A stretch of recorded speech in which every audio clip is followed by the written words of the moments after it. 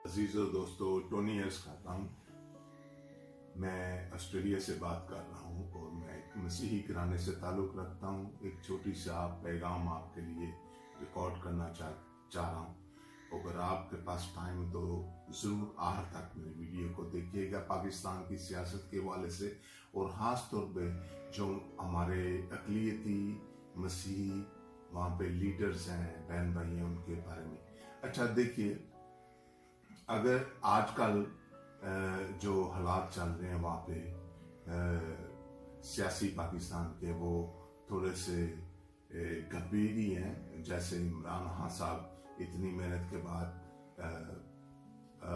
अपने इक़्तिदार में आए और बाद में टोपी ड्रामे के साथ निकाले गए, और मैं उनकी हमायत में बात करूँगा और मैं थोड़ा सा कंपैरिजन भी करूँगा नून पार्टी के साथ अपना इमरान खान साहब की पार्टी को। और जो हमारे लीडर्स हैं, हमारे जो अक़लियती मसीही बहन भाई जो उनकी पार्टियों में शामिल होते हैं, और जनाब वो इनको किस तरह यूज़ करते हैं, इसके ऊपर बात करेंगे।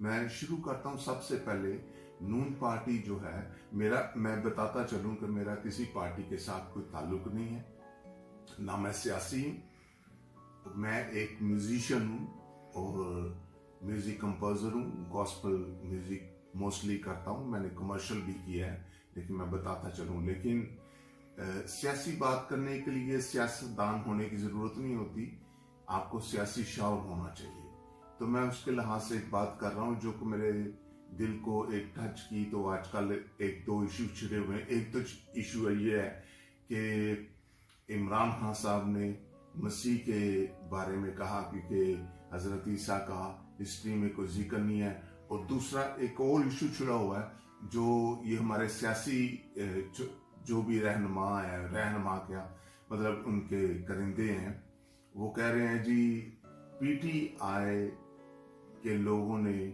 मसीही इबादत गाहों को या उनकी प्रॉपर्टीज को इस्तेमाल किया है अपने सियासी मकसद के लिए। अच्छा, इसके ऊपर बात करते हैं। सबसे पहले तो मैं ये कंपैरिजन करना चाह रहा हूँ नून पार्टी और पीटीआई, इमरान खान की पार्टी की तरफ। अब हम देखते हैं कि नून पार्टी के दौर में उनकी जो काम किया उन लोगों ने, खासतौर पे मसीही लोगों के हवाले से बात करते हैं। उनके दौर में मसीही आबादियाँ जलती रहीं, उनके दौर में मसीही लोगों को जिंदा जलाया गया, उन लोगों के दौर में चर्चिस पे हमला हुआ। लेकिन इंसाफ मिला या नहीं मिला वो तो एक अलग बात है। पाकिस्तान में तो इंसाफ एग्जिस्ट होता ही नहीं, चलो मान लिया इस बात को। अब देखिए कि ये जो इमरान खान साहब आए, आई रियली रिस्पेक्टिंग, और मैं चाहता हूं मसीही लोगों से कि इस बंदे की सपोर्ट करें, और मैं बाकी दूसरी बातों पे भी आऊंगा कि ही इज नॉट रॉन्ग। अच्छा, मेरी बात सुनो। जब वो इमरान खान का दौर आया तो एक आसिया बीबी का केस था, और आप सबको मालूम है वो बहुत मशहूर केस था एक। अच्छा, वो 8 साल तक इनके दौर में पिसती रही। और जब इमरान खान का दौर आया, उसने अपने दौर में पहले ही 3, 4, 5 महीनों में इस केस को अदालत के सामने कैसे बोला, या जो भी हुआ उन लोगों को बोला कि इस केस को फैसला किया जाए। तो जब उसका केस का फैसला हुआ तो अदालतों ने फैसला किया वो सबूत के बिना के ऊपर कि शी इज इनोसेंट, वो एक बेगुनाह लेडी थी, तो वो उसको बरी कर दिया गया, जो भी हुआ। अच्छा, इस बात को मैं ये आपको कहना चाहता हूँ, थोड़ा सा आप सोचें इसको लॉजिकली, कि अगर वो 8 साल के बाद बेगुनाह हुई है तो इसका मतलब वो 8 साल पहले भी बेगुनाह थी, मगर इनके दौर में वो जेल में पिसती रही। किसी ने उसको मतलब उसका फैसला करने की कोशिश भी नहीं की, या क्या वजह थी क्या वजह नहीं थी वो मैं बयान नहीं कर सकता। पर मैं इतना ही आपको पेश कर सकता हूं कि देखिए, एक बेगुनाह मसीही लेडी 8 साल इनके दौर में पिसती रही, और 8 साल के बाद इमरान खान साहब ने उसका फैसला करवाया अदालतों के जरिए, और वो बरी होगी, वो चलेगी।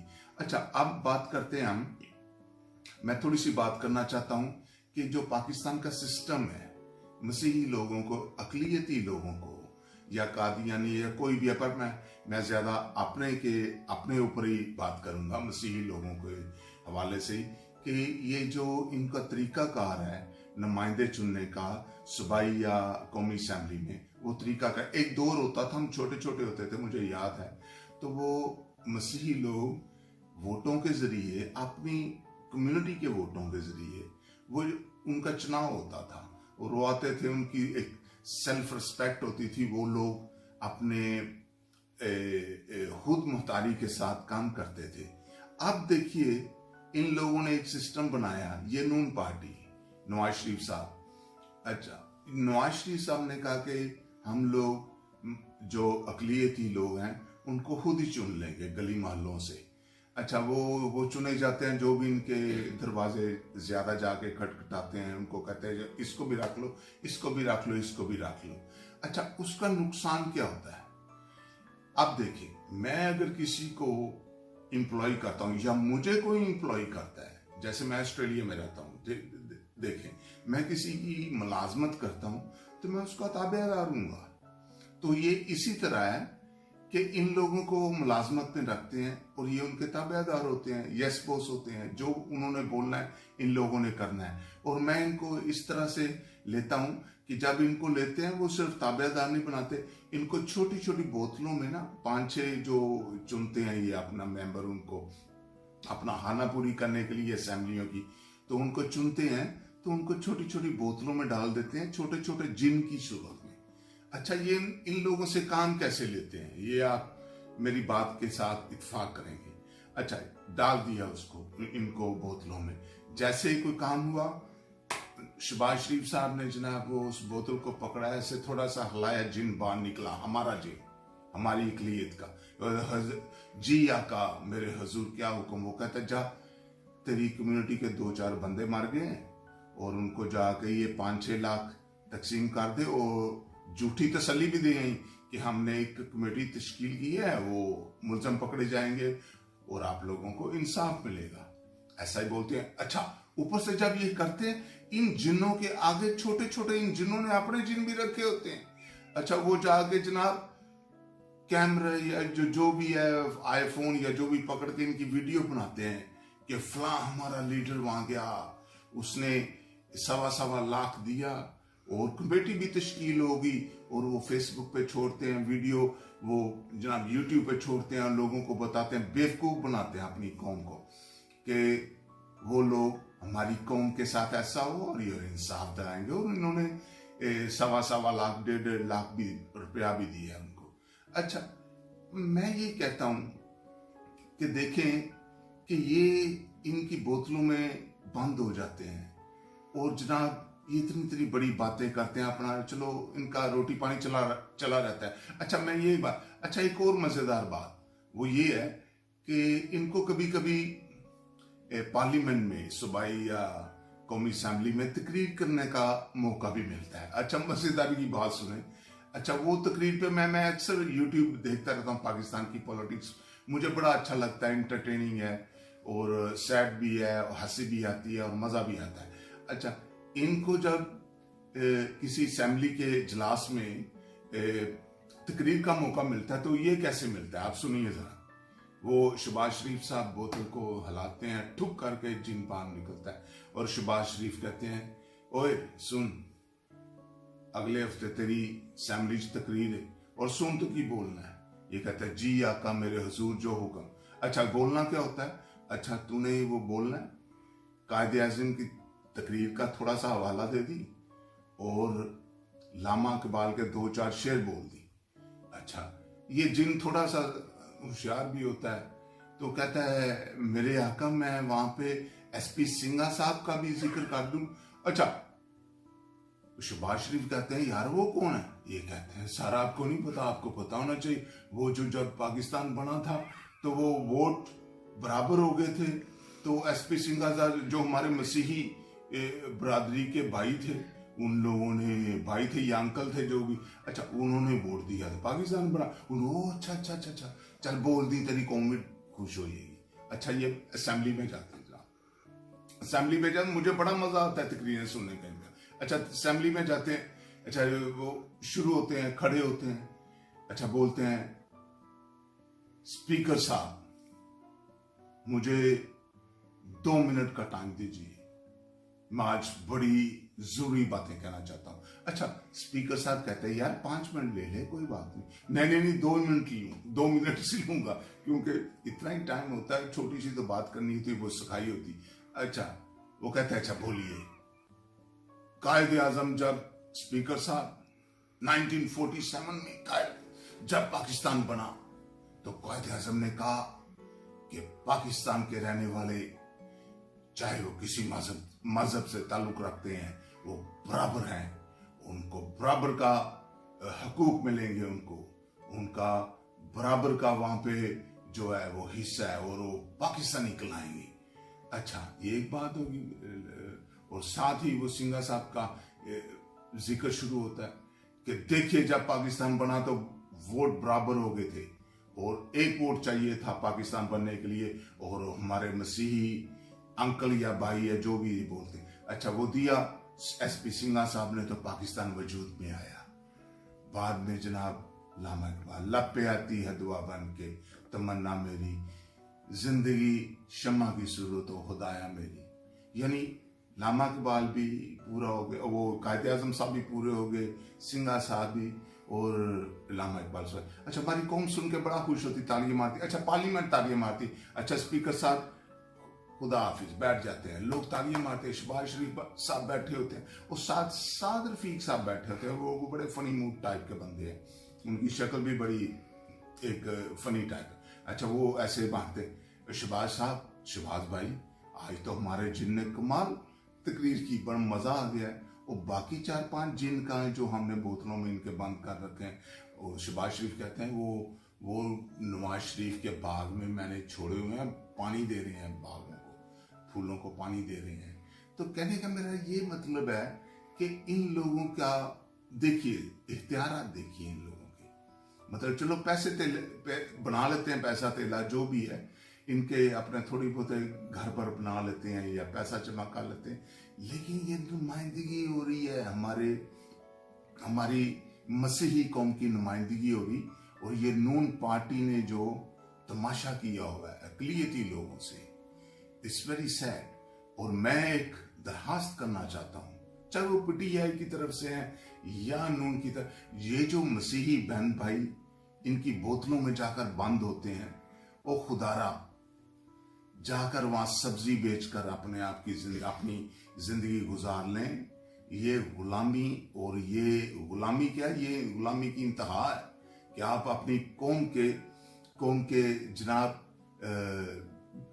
बेबसी, उनकी मासूमियत, उनकी गुलामी का आप मजाक उड़ाते हैं, और इनके कहने के ऊपर जो भी उनके साथ जुल्म होता है, आप जाकर 5-6 लाख रुपया देके उनके जख्मों पे मरहम मट्टी करते हैं।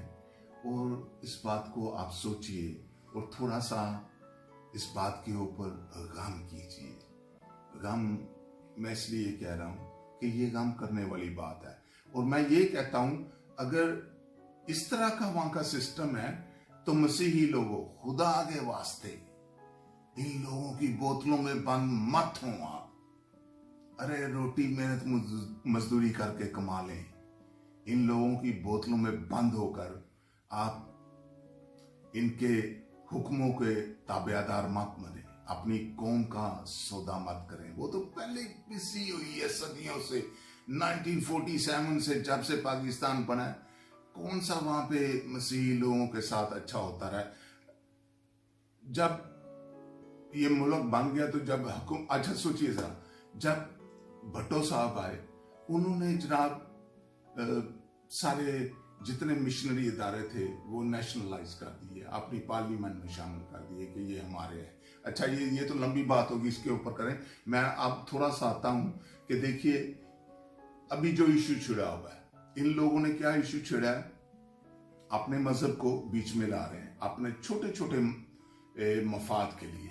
अच्छा सोचिए जरा, अच्छा पीटीआई ने कोई चर्च या चर्च की प्रॉपर्टी या किसी ऐसी जगह को वो इस्तेमाल किया अपने जलसे जुलूस के लिए। अच्छा ठीक है मैम, मैं समझता हूँ। अच्छा, मैं इस बात का जवाब देता हूँ कि देखिए, आपका घर है, मैं कहता हूँ मैं इस्तेमाल करना चाहता हूँ, तो वो आपकी मर्जी है, मुझे इजाजत देंगे तो मैं करूंगा, अगर इजाजत नहीं देंगे तो मैं नहीं करूंगा। अगरचे ये चर्चिस पास्टर या उन लोगों के जो निगरान है उस प्रॉपर्टी के, या जो करता धरता है, उन लोगों को पूछे कि भाई आप ऐसा क्यों करते हैं। अच्छा देखिए, इन लोगों ने अगर खुद लिखा होगा कि चर्च किराए के लिए खाली है, तो वहां पे तो कोई आदमी भी जा सकता है, कोई भी जा सकता है वहां पे, वो उसको कह सकता है कि अच्छा मैं इस्तेमाल करना चाहता हूं। और दूसरी बात ये कि मैं ये कहता हूं कि मैंने अपनी आंखों से नून पार्टी को, मैंने अपनी आंखों से, कानों से सुना हुआ, आंखों से देखा हुआ है कि इन लोगों ने अपने जलसे जुलूस करने के लिए चर्चिस को यूज किया, पादरियों को 10-12 हजार या 5,000 जो भी दिया होगा, मुझे नहीं मालूम, लेकिन इन लोगों ने इश्तिहार लगाए चर्चिस के बाहर, अंदर जलसे जुलूस करते रहे। मैंने अपनी आंखों से देखा। मैं किसी का नाम नहीं लेना चाहता, नाम लूंगा, पर मैं ये कहना चाहता हूं, अगर किसी को समझ आ रही है तो वो इस बात से, और मैं समझता हूं इन्होंने ये जो इशू उठाया अच्छा उठाया है, ताकि ये फ्यूचर में कोई किसी को खुद भी करना चाहेंगे तो ये थोड़ा सा उस बात से हिचकिचाएंगे कि भी ऐसा नहीं करना, ये बात मीडिया पे आ जाएगी। अच्छा, अब हम बात करते हैं कि एक पाकिस्तान में इशू छिड़ा हुआ है, खासतौर पे हमारे मसीही जो छोटे छोटे जिन है बोतलों में, वो निकल के बात कर रहे हैं, हमारे बहन भाई। अच्छा, वो बातें ये हैं कि इमरान खान साहब ने कहा जी ईसा का जिक्र हिस्ट्री में नहीं है, तो इनको बड़ा एक धचका सा लगा हुआ है, मुझे समझ नहीं आ रही क्यों। पर मैं इससे पहले इसी बात को आगे बढ़ाने से पहले एक बात को स्टैब्लिश करते हैं। पाकिस्तान में कुछ ही साल पहले, 5-6 साल पहले, पाकिस्तान में इशू छिड़ा जो मसीही बहन भाइयों ने कहा कि मसीही लोगों को वहां पे पाकिस्तान में ईसाई बोला जाता था। इन्होंने कहा कि हमको ईसाई ना बोला जाए, हम लोगों को मसीही बोला जाए, क्योंकि हम यीशु अल मसीह को मानते हैं, जो कि बिल्कुल सच बात है। अच्छा, इन लोगों ने एक एप्लीकेशन लिखी या जो भी किया, गवर्नमेंट के आगे एक दरखास्त रखी, और गवर्नमेंट ने उसको, पाकिस्तानी गवर्नमेंट ने उसको मंजूर किया, और उन्होंने कहा कि आप पेपर्स में या नेशनल आईडी पाकिस्तान की जो भी है उसमें ईसाई लिखने की बजाय मसीही लिखा जाएगा। अच्छा, इमरान खान साहब ने ये जो बात की, इसका जिक्र नहीं है हिस्ट्री में। मैं ये कहना चाहता हूं कि जो ईसाई वर्ड है, सबसे पहले कि ये निकला कहां से, मैं मसीही लोगों से पूछता हूं। ये ईसाई वर्ड ईसा से निकला, और आप लोग उसी वर्ड से निकले हुए एक वर्ड को एक्सेप्ट नहीं कर रहे, तो वो ठीक भी बात है, क्योंकि हम लोग ईसाई नहीं है, हम मसीही हैं, क्योंकि यीशु अल मसीह को मानते हैं, और ईसा का बाइबल में कहीं जिक्र नहीं है। अच्छा, दूसरी बात ये कि जहां तक इमरान खान साहब का ताल्लुक है, इमरान खान साहब कोई मजहबी स्कॉलर नहीं है।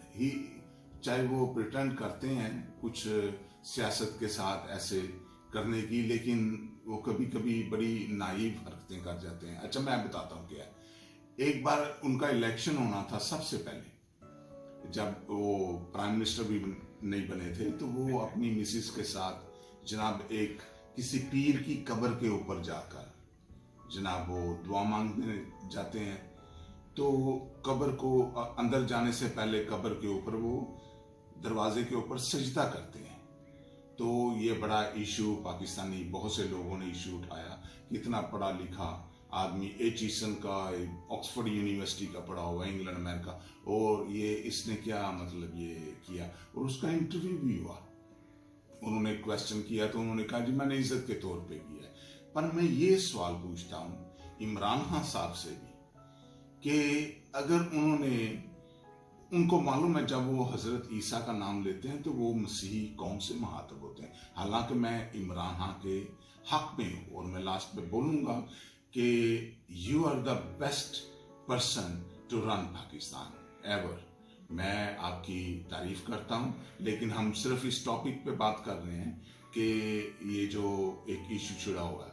अच्छा, ये इमरान खान साहब कब्र के ऊपर जाके इन्होंने सजदा, मेरा इनसे भी सवाल है कि आप बताएं कि जिसकी कब्र के ऊपर जाकर आपने सजदा किया, क्या वो उनका हिस्ट्री में बहुत जिक्र है? बताएं जरा, कौन सी हिस्ट्री में जिक्र है? आपने तो नाम भी नहीं लिया, आपने किसकी कब्र के ऊपर जाकर सजदा किया। ठीक है, मैं ये कहना चाहता हूं, अपनी आवाम को भी बताना चाहता हूं कि ये आदमी जो है, ये इनकी लैक ऑफ अंडरस्टैंडिंग है, लैक ऑफ नॉलेज है ये मजहब के बारे में। मजहब एक बड़ा डिफरेंट टॉपिक है, इट्स नॉट लाइक ए सियासत। हम लोग मजहब को सियासत में घसीटते हैं, लेकिन ये एक बड़ी, मैं समझता हूँ, छोटी बात है। ये मतलब घटिया बात है। ऐसे हम लोगों को नहीं करना चाहिए, क्योंकि सियासत में 99% झूठ होता है, स्पेशली पाकिस्तान की सियासत में। तो हम लोग ऐसे क्यों करते हैं? और मैं पाकिस्तानी अवाम से एक दरखास्त करता हूँ कि इमरान खान साहब ने ऐसा बोल दिया है तो आप इस बात को इग्नोर करें, क्योंकि आप मसीही हैं, आप ईसाई नहीं हैं। If you know what I am trying to say. और दूसरी बात, मसीही लोगों से, अपने मुसलमान भाइयों से मैं ये एक दरखास्त करना चाहता हूं कि इमरान खान की सपोर्ट करें, कि लेकिन वो as a leader is the best person ever I have seen in Pakistan अपनी हिस्ट्री में। तो लास्ट में मैं यही कहना चाहूंगा कि गॉड ब्लेस।